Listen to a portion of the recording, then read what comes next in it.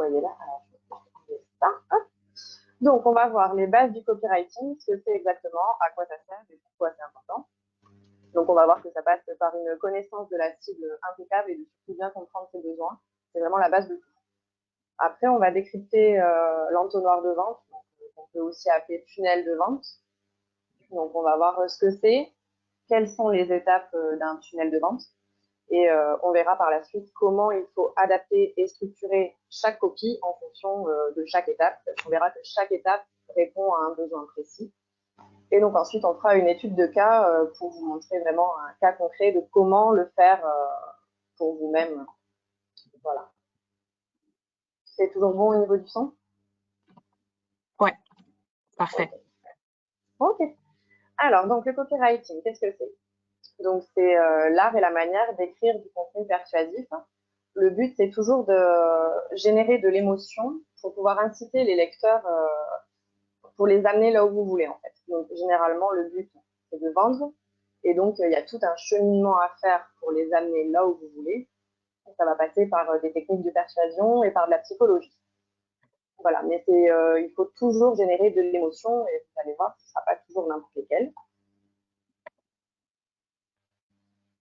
Donc, le copywriting, alors il faut savoir que ça existe depuis très très longtemps et qu'en marketing, on s'en sert pour tout, il faut dire, pour absolument tout. Donc, le copywriting, on va le retrouver dans les publicités télévisées. Donc, par exemple, les scripts de publicité, ça va être écrit par un copywriter, pardon. Ça va être dans les posts sur les réseaux sociaux, dans les pubs que vous allez retrouver sur Facebook, sur Instagram, etc.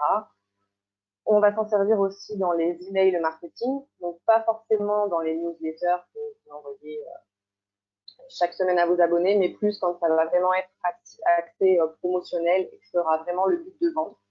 Voilà. Après, ça peut être dans les vidéos, enfin, vraiment, on s'en sert pour un peu plus. Alors, avant vraiment d'entrer dans le vif du sujet, il y a deux indispensables à connaître. La pyramide de Maslow, qui est en fait la pyramide des besoins primaires, entre guillemets, des gens, et la pyramide de choix. Je vais vous détailler tout ça après. Alors, la pyramide de Maslow. Donc, c'est une théorie qui a été faite par Abraham Maslow, donc, qui est un psychologue américain, et qui date des années 1940. Cette pyramide, en fait, elle sert à expliquer le comportement humain en mettant en avant que les gens sont motivés à satisfaire d'abord leurs besoins les plus basiques et ensuite les besoins les plus élevés. Donc, cette pyramide est divisée en 5 niveaux, donc, comme vous voyez sur le dessin. Donc, tout en bas, les besoins physiologiques, donc c'est vraiment les besoins de base, la nourriture, l'eau, avoir assez chaud, bien dormir. Ensuite, il y a les besoins de sécurité, donc avoir un toit au-dessus de la tête, par exemple, un emploi stable, pouvoir se protéger contre les dangers, etc. Ensuite, il y a les besoins d'appartenance. Donc, une fois que les besoins physiologiques et les besoins de sécurité sont comblés, entre guillemets, les gens, après, vont chercher à créer des relations, que ce soit amicales, amoureuses, etc.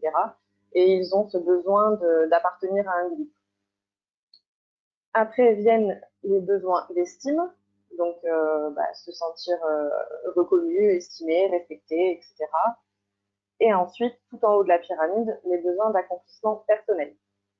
Donc, les gens, en fait, cherchent à réaliser leurs aspirations et à se sentir exister, mais bon, vous avez essayé de l'idée. Donc, la pyramide de Maslow, en fait, elle est très importante parce que c'est elle qui va vous permettre de comprendre pourquoi votre consommateur, enfin, pourquoi votre client potentiel a un besoin et surtout quel besoin. Donc, en comprenant ces besoins psychologiques, vous allez créer un contenu en fait qui sera persuasif et adapté à chaque besoin, donc à chaque étape de la pyramide. Et c'est ce qui vous permettra par la suite d'améliorer votre tunnel de vente. Donc, en connaissant la position de votre public cible dans la pyramide de Maslow, donc vous identifierez quel besoin est le plus important pour lui à un moment donné. En fonction des besoins, vous allez adapter votre message et votre contenu pour répondre spécifiquement à ces besoins. Donc, si vous ciblez par exemple des personnes qui sont en quête de sécurité, vous allez mettre l'accent sur la fiabilité de votre produit ou de votre service, sur la garantie de satisfaction, etc. Donc, la pyramide de Maslow met en lumière les aspects émotionnels du comportement humain. Parce que comme on l'a dit au début, le copywriting il joue beaucoup sur les émotions des gens. C'est comme ça que c'est lu. Donc, en sachant où est votre prospect sur cette pyramide, vous allez justement pouvoir jouer sur les bonnes émotions. Et ensuite, on a la pyramide d'Eugène Schwartz. Alors, Eugène Schwartz, c'est un célèbre auteur et publicitaire américain. Et il est très connu dans le monde du marketing et spécifiquement pour son expertise en copywriting. Donc, la pyramide de Schwartz, ça va vous servir à personnaliser votre message en fonction du niveau de conscience du prospect. Donc, cette pyramide, elle est divisée en 5 niveaux de conscience. Tout en bas, c'est l'ignorance. C'est-à-dire que votre prospect, il n'est pas conscient qu'il a un problème, et alors il est encore moins conscient qu'il a une solution, et notamment la vôtre. La deuxième étape, c'est la conscience du problème. Donc, il sait qu'il a un problème, mais il ne sait pas encore comment le résoudre. Ensuite, vous avez la troisième étape, il est conscient de la solution. Donc, il sait qu'il y a des solutions à son problème, mais il ne sait pas encore laquelle est adaptée pour lui, laquelle il va choisir. La quatrième étape, c'est quand le consommateur est conscient de votre produit, de ses avantages, de ce que ça va concrètement lui apporter, mais il n'est pas encore totalement convaincu, il commence à regarder un peu ce qui se fait à droite à gauche, il compare. Et ensuite, tout en haut de la pyramide, donc là, il est conscient de son problème, il est conscient de votre produit, et il a conscience que c'est votre produit ou votre service qui répondra à son problème, et donc il est prêt à passer à l'achat.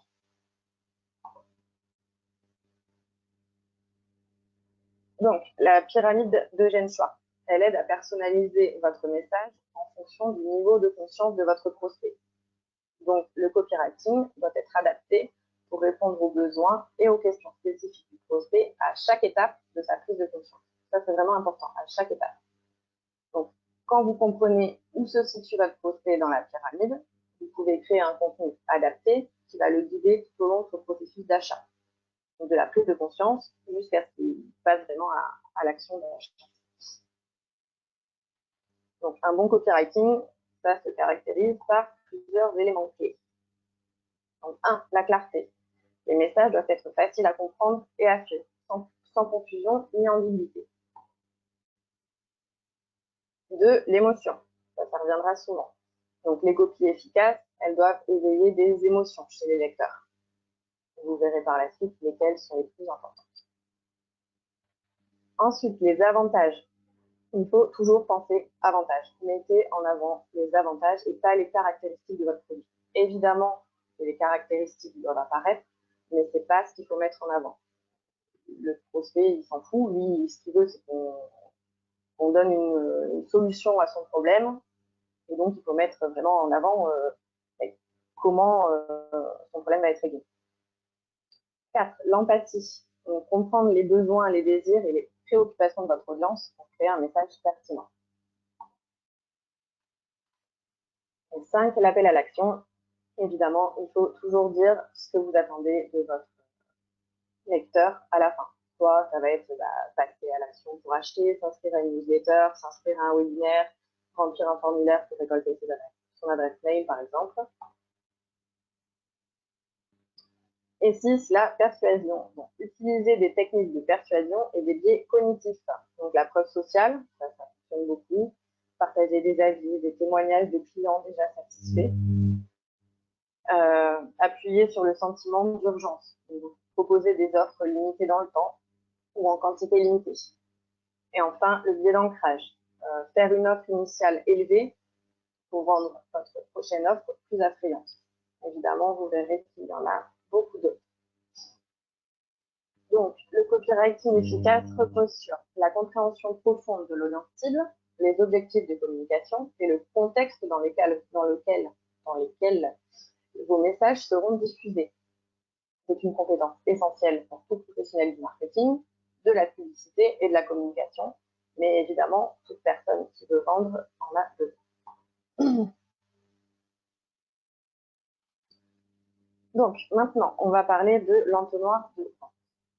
Donc, l'entonnoir de vente, c'est un modèle stratégique qui représente le parcours que prennent les prospects depuis leur première interaction avec l'entreprise ou un produit jusqu'à la conversion en client payant. C'est une représentation visuelle de chaque étape que traversent les personnes tout au long du processus d'achat, depuis la prise de conscience initiale jusqu'à l'achat final. Donc, l'entonnoir de vente est appelé ainsi en raison de sa forme. Donc, forcément, c'est un entonnoir. En haut de l'entonnoir, vous avez tous les prospects et au fur et à mesure, ça s'affine parce que justement, vous allez travailler vos messages, etc., que vous allez affiner et que vous savez bien qu'au final, sur une liste de 100 prospects, les 100 n'achèteront pas. Je suis désolée, je commence à faire ma voix. Donc, les étapes typiques d'un entonnoir de vente. Donc, 1, la conscience. Donc, les prospects prennent conscience que votre produit ou votre service existe. Donc, ils vont vous découvrir grâce à la publicité, aux réseaux sociaux, à d'autres avis clients sur Google, etc. 2, l'intérêt. Les prospects commencent à montrer un intérêt pour votre offre. Ils vont rechercher plus d'informations sur vous en allant sur votre site web, en lisant des articles, éventuellement en s'inscrivant à votre newsletter. 3, la considération. Donc, à ce stade, les prospects vous connaissent votre produit ou service et ils savent aussi ce qu'il y a d'autre sur le marché, ils commencent à comparer, etc. 4, le désir. Donc, les prospects développent un désir spécifique pour votre offre. Ils savent que ça y est, c'est déjà décidé dans leur tête, c'est vous et pas un autre. Et donc là, ils commencent sérieusement à vouloir acheter. Et 5, le passage à l'action. Donc, c'est la phase finale, évidemment, où ça y est, les prospects achètent. Donc, un entonnoir de vente bien conçu guide les prospects de manière stratégique à travers ces étapes. Donc, maintenant, on va pouvoir entrer dans le vif du sujet, c'est-à-dire structurer ces copies et contenus pour chaque étape du tunnel de vente. Donc, à chaque étape, vous avez bien vu que chaque étape correspond à un besoin, une attente entre guillemets différente. Et donc, à chaque fois, il faudra adapter son ton, son style et ses arguments pour convaincre le prospect de continuer dans le tunnel.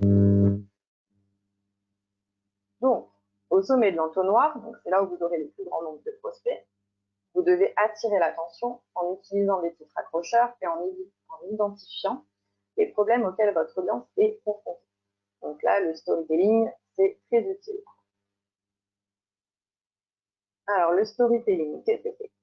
Donc, c'est des récits ou des anecdotes qui transmettent un message, qui partagent des informations ou qui suscitent une émotion chez un public cible. Le storytelling vise à engager émotionnellement et intellectuellement les auditeurs ou les lecteurs en créant un lien entre l'histoire racontée et le message que l'on souhaite communiquer. Donc, le storytelling, il est utilisé très couramment dans le marketing, la publicité, la politique, l'éducation et d'autres domaines où on cherche à influencer les opinions, à motiver l'action ou simplement à divertir et informer. C'est vrai qu'on y est confronté tous les jours et d'ailleurs on adore les histoires puisqu'on nous en raconte depuis qu'on est tout petit. Donc c'est quelque chose auquel on est naturellement sensible. Pour la suite de l'entonnoir de vente, donc après on est à l'étape de l'intérêt et de la considération. Donc c'est là où on doit présenter les avantages spécifiques de son produit ou de son service. Les témoignages clients et les comparaisons avec les alternatives renforcent l'intérêt. Vous leur évitez d'aller chercher ailleurs. On voit déjà que évidemment, c'est votre offre, votre produit le meilleur, donc c'est tout bénéf.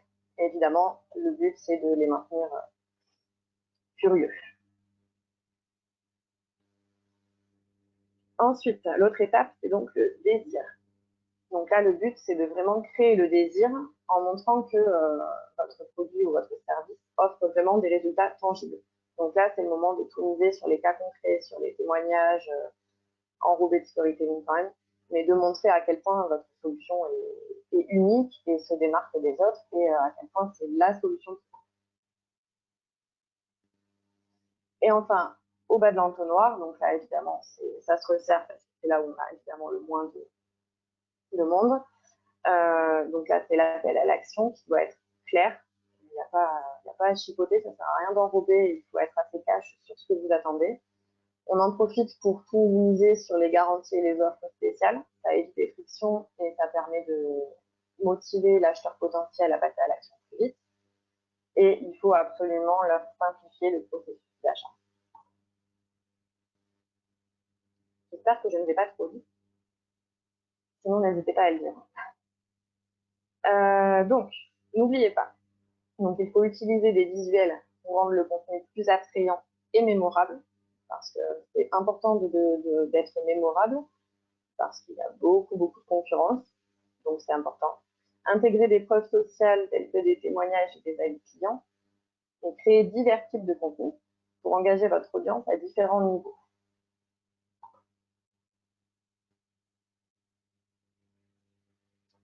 Alors, on en arrive déjà à l'étude de cas. Moi, j'ai peut-être parlé. Alors, donc, on va prendre l'exemple fictif d'une entreprise immobilière qui s'appelle Immopro et qui vend des biens immobiliers, des maisons et des appartements. Donc, on va voir ensemble comment Immopro peut utiliser un copywriting adapté à chaque étape de son entonnoir pour maximiser les ventes. Donc, on en revient au stade 1 de la conscience. Donc, à ce stade-là, Immopro va cibler des individus ou des familles qui recherchent un logement. Ça peut être des personnes qui envisagent de déménager, des acheteurs potentiels ou des investisseurs. Donc, les clients potentiels recherchent la sécurité, le besoin de sécurité de la pyramide de Maslow, et un sentiment d'appartenance à travers un lieu de vie stable. Les clients peuvent être à un niveau de conscience non conscient ou conscient du problème. Ils ne connaissent peut-être pas encore Immopro, ou ils sont conscients de leur besoin de trouver un nouveau logement, mais ils n'ont pas encore identifié de solution spécifique. Donc, pour attirer l'attention des clients potentiels, Immopro peut créer du contenu informatif. L'objectif est de susciter l'intérêt et de les amener à reconnaître Immopro comme une ressource de confiance pour leurs besoins immobiliers. Donc, par exemple, ça peut passer par des campagnes publicitaires ciblées sur les plateformes en ligne, avec des visuels accrocheurs, des biens immobiliers et des mots assez forts. Découvrez les résidences exceptionnelles d'Immopro. Ça peut passer par des annonces sur les réseaux sociaux, explorer notre propriété de rêve dès aujourd'hui. Donc, dès aujourd'hui, c'est important, ça marque l'urgence. Ça peut aussi passer par des articles de blog, donc par exemple les 10 quartiers les plus prisés pour investir dans l'immobilier. Et enfin, ça peut passer par des annonces dans les journaux locaux qui mettent en avant les propriétés à vendre. Donc on n'oublie pas tout ça, c'est pour le stade de la conscience. 2. L'intérêt. Alors, à cette étape, Immopro cible les personnes qui ont manifesté un intérêt initial pour l'immobilier en interagissant avec leur contenu ou en s'abonnant à leur newsletter, par exemple. Donc, les clients potentiels, ils sont maintenant dans une phase de découverte plus approfondie, ils recherchent des informations et ils veulent satisfaire leurs besoins de sécurité et d'appartenance. Ils sont à un niveau de conscience problem aware. Ils sont conscients de leurs besoins de trouver un nouveau logement et ils veulent commencer à explorer des solutions potentielles. Pardon.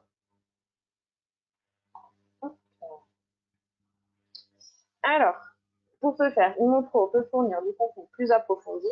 Donc, je rappelle que sur la première étape, on était sur de l'informatif.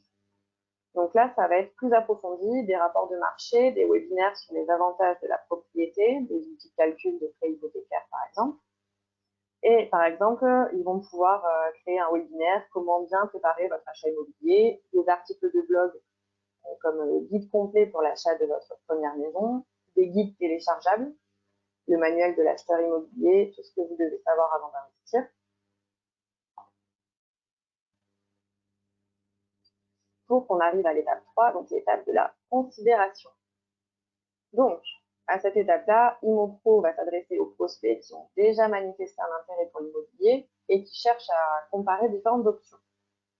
Les clients potentiels seront plus axés sur la réalisation de leurs besoins d'estime et d'accomplissement personnel en cherchant à acheter une propriété qui reflète leur statut et leur succès. Ils sont à un niveau de conscience solution aware, pardon pour mon accent, Donc, ils savent qu'ils ont besoin d'une propriété, ils sont conscients de la possibilité d'IMOPRO en tant que solution, et à cette étape, le copywriting doit aider les prospects à évaluer les propriétés et à prendre des décisions éclairées. Alors, visiblement, j'ai eu un petit bug de slide, je suis désolée. Alors, IMOPRO peut fournir des comparaisons détaillées de leurs biens immobiliers par rapport à la concurrence. Ça va être des études de cas de clients satisfaits et des articles sur les tendances du marché immobilier local. Cela va renforcer la crédibilité et montrer comment leurs biens peuvent répondre aux besoins d'estime de leurs clients. Par exemple, ils peuvent proposer des pages de comparaison. Pourquoi choisir IMOPRO? Comparaison avec d'autres agences immobilières. C'est assez efficace, d'autant plus que ça évite aux clients potentiels d'aller chercher des infos ailleurs. Ils se disent, oh super, le boulot est fait pour nous. Ensuite, témoignages de clients. Donc, découvrez comment la famille Smith a trouvé la maison parfaite avec IMOPRO. Donc, les témoignages clients, on l'a vu, ça va avec la preuve sociale et c'est primordial parce que de suite, ils vont pouvoir plus s'identifier. Ça utilise le storytelling, donc de suite, ils vont plus être plongés dans l'histoire et pouvoir s'identifier et ils vont se projeter plus facilement. Et ensuite, des comparaisons de propriétés, comparer nos appartements en centre-ville, style de vie urbain, vs vie en banlieue.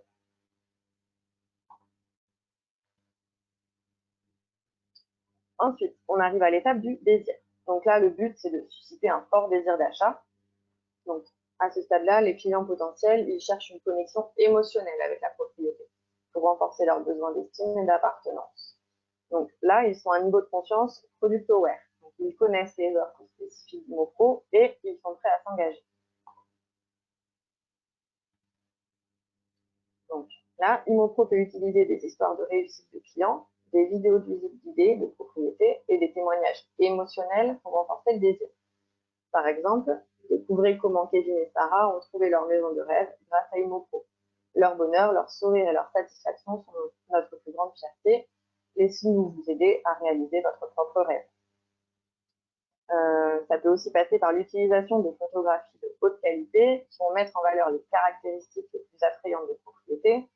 Par exemple, une image d'une famille heureuse dans leur nouvelle maison avec un magnifique coucher de soleil en arrière-plan. Ou ensuite, vivez la vie que vous méritez. Imaginez-vous dans cette belle cuisine spacieuse à partager des repas en famille et à créer des souvenirs précieux. Votre maison de rêve vous attend. Donc là, le but, pareil, c'est d'utiliser des mots forts qui vont susciter de l'émotion et qui vont aider le prospect à vraiment se projeter.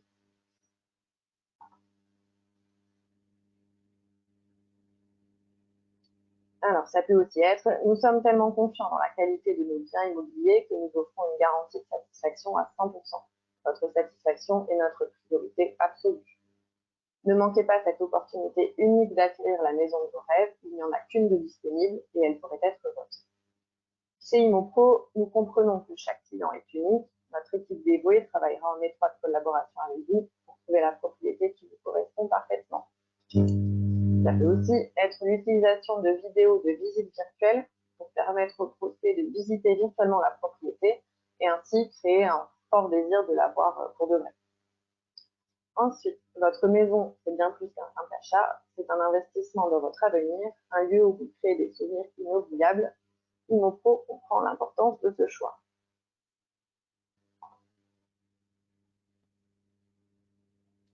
Donc, l'objectif principal est de générer des émotions, de sorte que les prospects ressentent un désir profond d'acquérir une propriété, qu'ils se voient déjà vivre dans celle-ci et qu'ils ne puissent pas résister à l'idée de devenir propriétaire.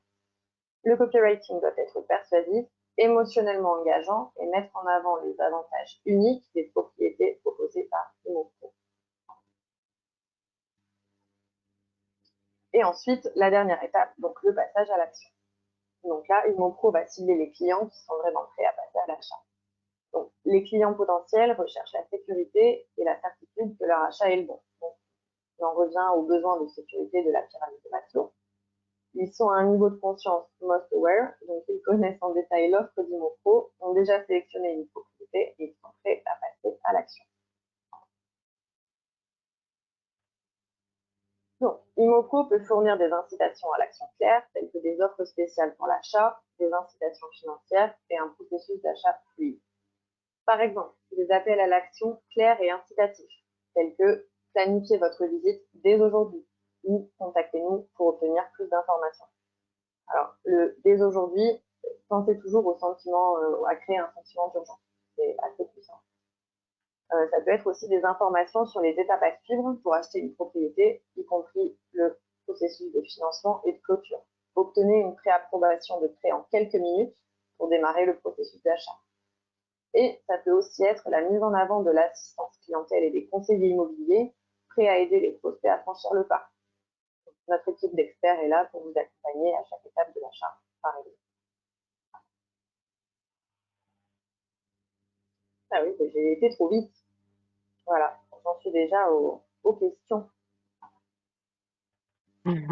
Merci à toi, Mélodie, pour cette présentation. Donc, à présent, on va passer au moment de questions-réponses. Donc, on a déjà quelques questions, mais pour tous ceux qui veulent poser des questions à Mélodie sur sa présentation, vous avez une section qui se trouve à la droite de votre écran, donc questions, et vous pouvez poser toutes vos questions et on y répondra. Donc, on a une première question de Anne qui demande si le copywriting, s'il s'adapte à tous les domaines d'activité. Oui, clairement oui. Oui, parce que peu importe l'activité, chaque client, chaque prospect a un besoin forcément. Alors, je ne sais pas, on va prendre l'exemple d'une naturopathe, elle va prendre un ou d'ailleurs. Il va répondre à un besoin spécifique.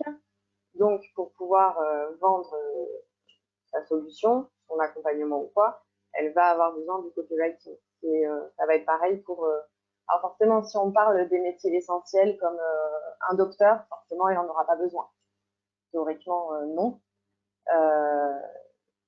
Tous les métiers, oui, essentiels, non, clairement, ils n'en ont pas besoin. Mais sinon, c'est utile dans tous les domaines du moment qu'on veut vendre quelque chose et qu'on répond à un problème. Voilà. Okay. Merci pour cette réponse. Alors, on a une autre question. Comment sait-on à quel stade est un internaute qui vient sur notre site? Alors ça, c'est compliqué. C'est qu'il faut prendre en fait tout... il faut prendre tout le cheminement en amont. Il faut voir déjà le site, comment il a atterri sur le site. C'est pour ça qu'en fait, ce qui est intéressant, c'est de prendre la globalité du tunnel. Admettons, par exemple, on va prendre un coach sportif. Le début de son tunnel, pour faire entrer un maximum de monde dans son tunnel, il va communiquer, il va donner du contenu gratuit sur les réseaux sociaux. À chaque post sur les réseaux sociaux, il va par exemple rediriger sur une page de capture pour s'inscrire à sa newsletter. Dans sa newsletter, il va rediriger son audience, admettons, sur son site internet. Sur son site internet, il mettra ses offres, etc., qui, eux, redirigeront sur une page de vente. La page de vente sert, normalement, elle est vraiment en bas de l'entonnoir et sert à vendre le produit. Et en fait, ce qu'il faut savoir, c'est comment le prospect a atterri sur le site pour savoir où il en est. C'est ça qui est super intéressant. C'est pour ça aussi qu'il faut être vachement attentif aux KPI, donc aux statistiques, etc. Il faut avoir des outils de suivi assez précis. Et en fait, il ne faut pas simplement se dire je crée un site internet et puis advienne que pourra. C'est pour ça que c'est super important de construire un tunnel de vente précis au carré et de tout suivre pour justement faciliter et savoir où en est le prospect au moment où il arrive sur le site internet. Merci pour cette réponse. Du coup, je rebondis avec une question sur justement le tunnel de vente de Marie-Hélène qui demande, donc on parle souvent de tunnel de vente automatisé. Concrètement, ça veut dire quoi? Alors, c'est tout simple. C'est que, alors, il y a des outils comme System.io, par exemple, qui en fait vous permettent de faire des automatisations. Alors, admettons, en haut de votre tunnel, on va reprendre l'exemple du contenu sur les réseaux sociaux. Le contenu va renvoyer, admettons, sur la page de capture pour récupérer les adresses mail ou pour inscrire les clients potentiels à votre newsletter.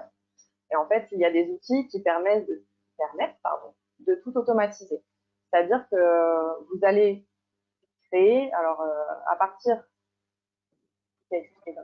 À partir de l'inscription à la newsletter, vous allez pouvoir créer tout votre tunnel de vente et créer des automatisations en disant, voilà, lui, il s'est inscrit à la newsletter, du coup, je lance une automatisation, pardon. Et telle personne qui s'inscrit va recevoir tel mail. Si dans tel mail, elle fait telle action, elle va être dirigée sur ça. Et ainsi de suite. Et en fait, c'est plus technique, c'est juste que, en fait, plutôt que de tout faire manuellement et de dire, vous concevez tout. Alors moi, je parle beaucoup de système IO parce que du coup, c'est ce que j'utilise, mais c'est ce qui va permettre de créer des automatisations pour moins perdre de temps et en plus, vous aurez un suivi beaucoup plus simple.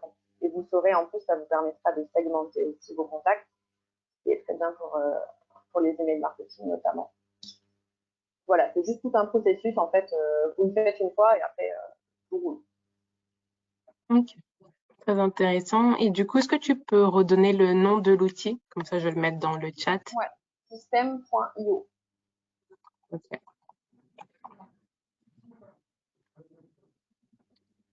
Super.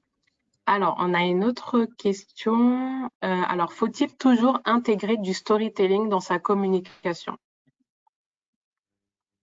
On n'est pas obligé. Après, il faut quand même redire que alors, le storytelling, c'est très puissant.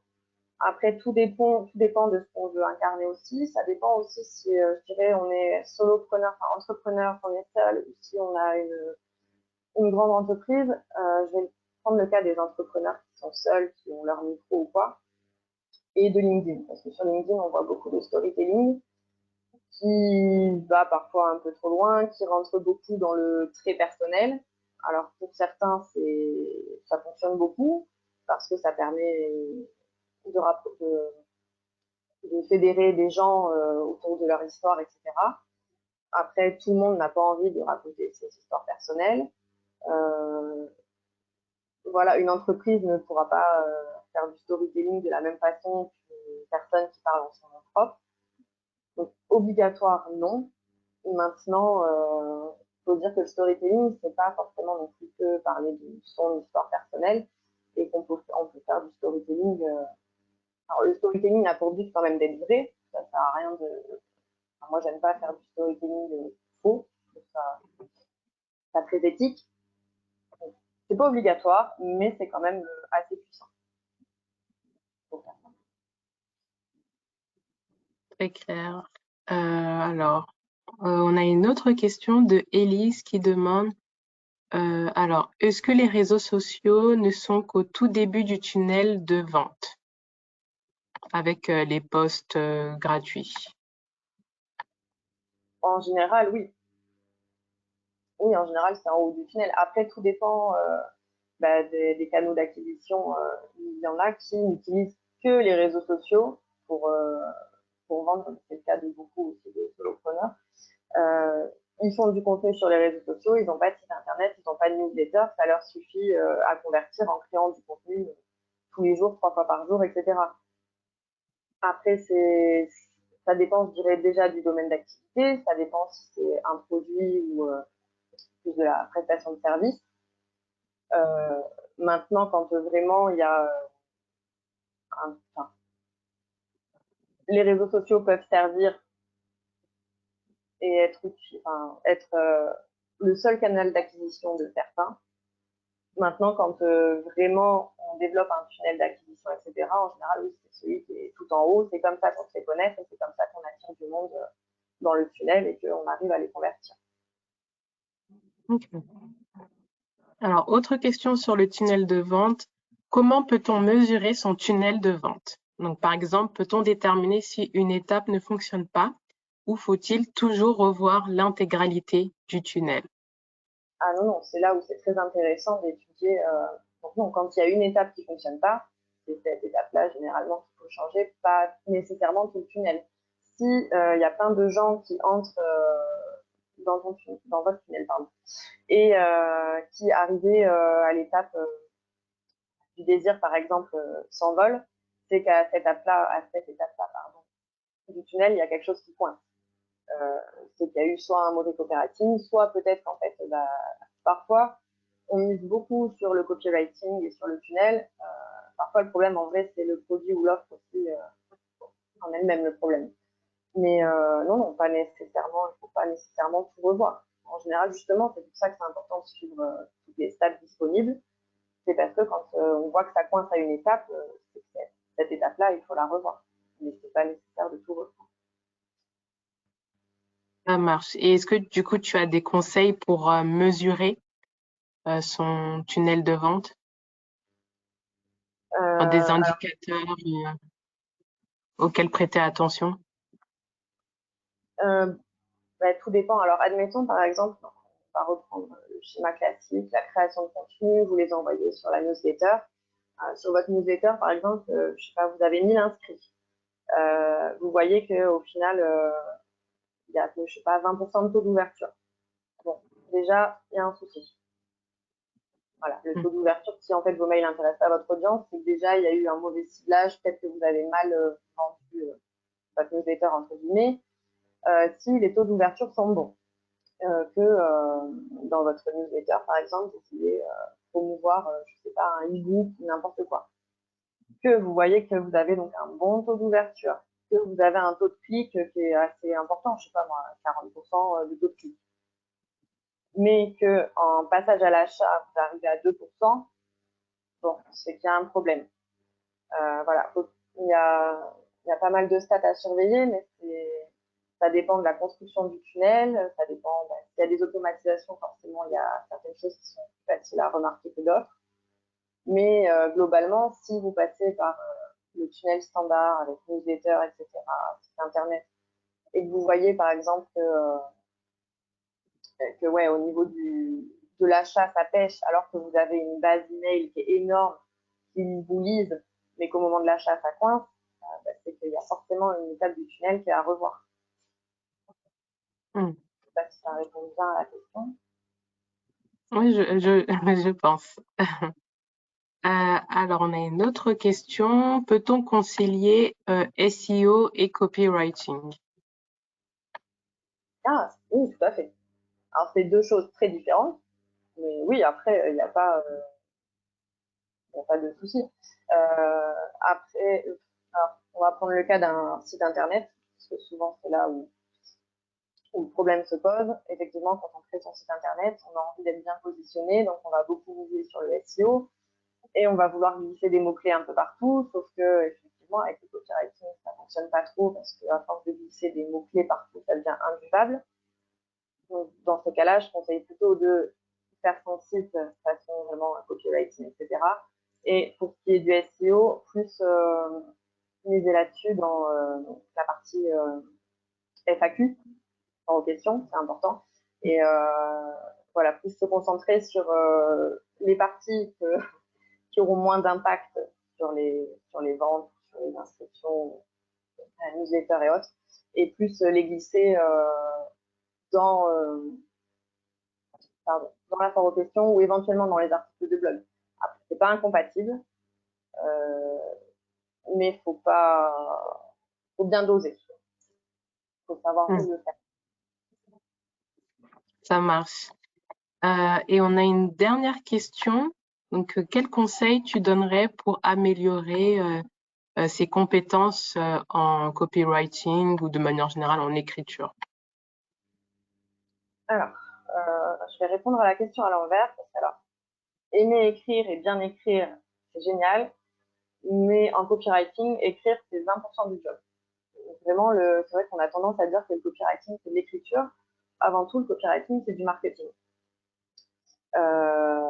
Maintenant, donc, pour apprendre à écrire,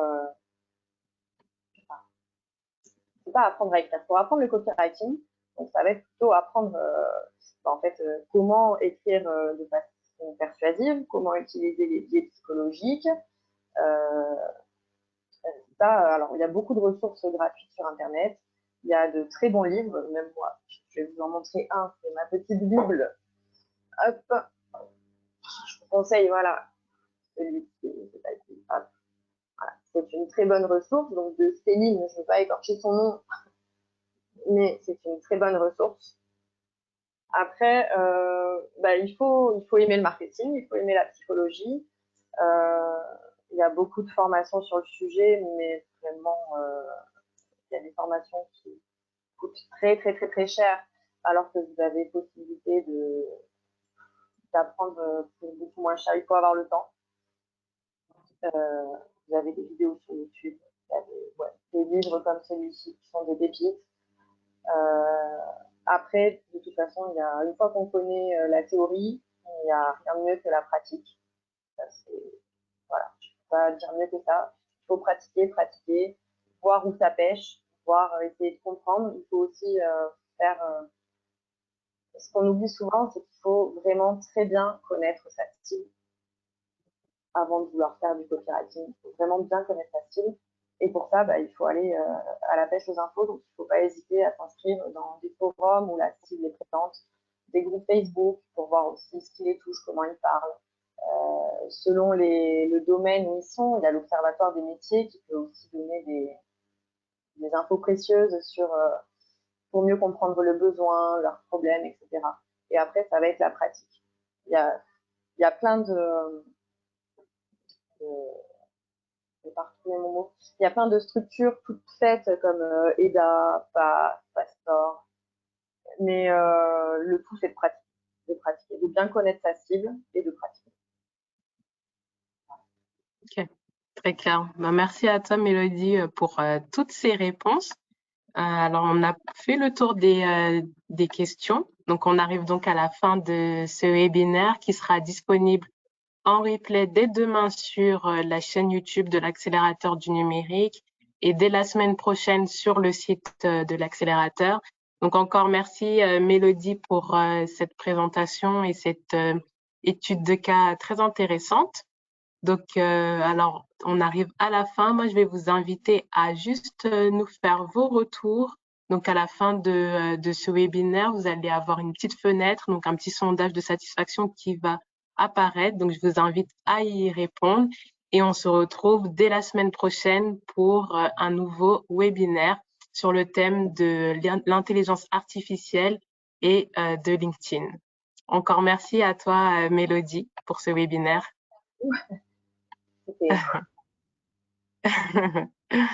À très bientôt. À très bientôt, merci. Merci.